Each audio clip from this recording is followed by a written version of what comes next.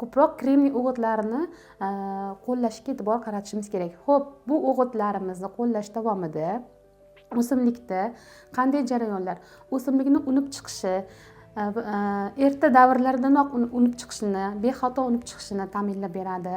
Bundan tashqari o'simlikni rivojlanish bosqichlarida, ya'ni ildizi, poyasi, barglarini mustahkamligini ortishi, ularni elastikligini ta'minlab beradi.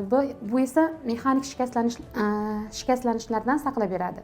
Xo'p, bundan tashqari o'simliklarni gullash, shonalash, umuman o'simlikning boshqa rivojlanish bosqichlarida ham kremniyni o'simlik to'qimasiga kirib borishi o'simlikka immunitet sistemasini, ya'ni immun tizimini shakllanishiga olib keladi va bu esa turli xil hasharotlarni, turli xil o'simlikka ziyon keltiruvchi hasharotlarni bilan shikastlanishini oldini oladi va bu jarayonda kremniy juda muhim ahamiyatga ega bo'ladi. Chunki o'simlik to'qimasini qalinlashuvi va bu jarayonda esa hasharotlarni tishlari yoki xartumlari bilan shikast berishini oldini oladi.